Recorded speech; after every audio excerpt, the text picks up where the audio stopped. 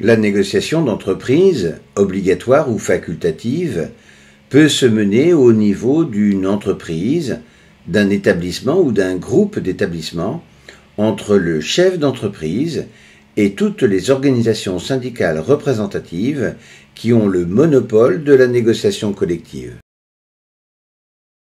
Rappelons en effet que dans les entreprises de plus de 50 salariés, chaque syndicat qui a obtenu au moins 10% des voix lors des dernières élections à la délégation du personnel du Comité social et économique est déclaré représentatif et, à ce titre, peut désigner un ou plusieurs délégués syndicaux dans l'entreprise, l'établissement ou le groupe concerné par l'élection. La première étape consiste donc pour le chef d'entreprise à inviter chaque organisation syndicale représentative afin qu'elle puisse constituer la délégation syndicale chargée de négocier l'accord. Ainsi, chaque syndicat représentatif peut-il désigner 1 à 2 délégués syndicaux en fonction de la taille de l'entreprise, avec au plus 2 salariés supplémentaires. À défaut de délégués syndicaux, le chef d'entreprise peut se tourner vers les membres élus et titulaires au comité social et économique qui seront mandatés pour la négociation par une organisation syndicale. Et à défaut de tout représentant du personnel, des salariés spécialement mandatés. Notons enfin qu'en l'absence de tout représentant du personnel dans les toutes petites entreprises de moins de 11 salariés, voire moins de 20 salariés, le chef d'entreprise peut soumettre son projet d'accord au vote de la majorité qualifiée aux 2/3 des salariés. Vient ensuite la négociation elle-même, où le temps passé à négocier par la délégation syndicale est considéré comme du temps de travail normal.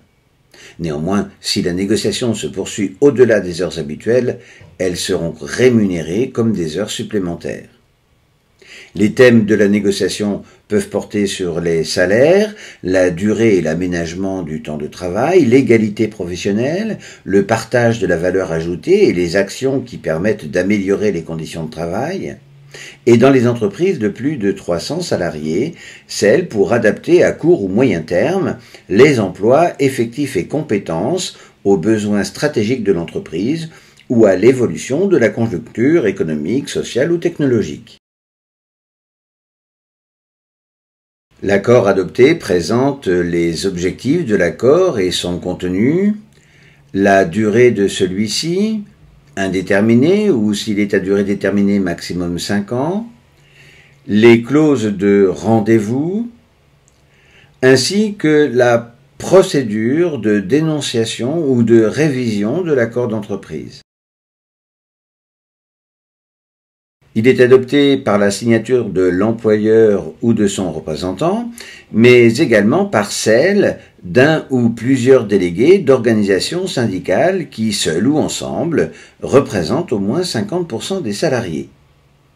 Au cas où cette condition n'est pas remplie, mais que les organisations représentent au moins 30% des salariés, l'employeur peut soumettre le texte au vote majoritaire des salariés.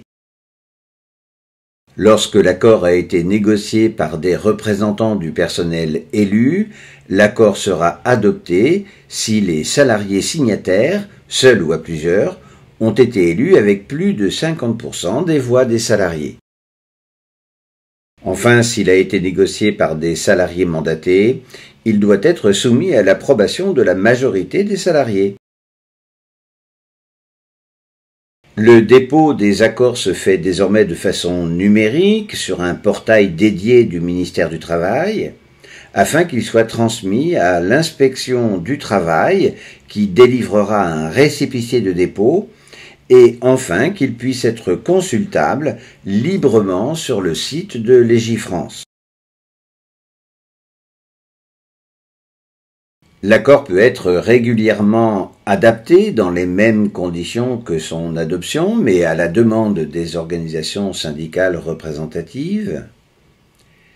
Enfin, si l'accord d'entreprise a été négocié à durée indéterminée, il est possible d'en demander la disparition pour en substituer un nouveau. Cette demande émane du chef d'entreprise ou des signataires et doit être déclarée sur le site du ministère et transmise au Conseil de prud'homme, ce qui ouvre un délai de préavis de 3 mois afin de négocier l'accord de substitution qui anéantira l'ancien dès son entrée en vigueur.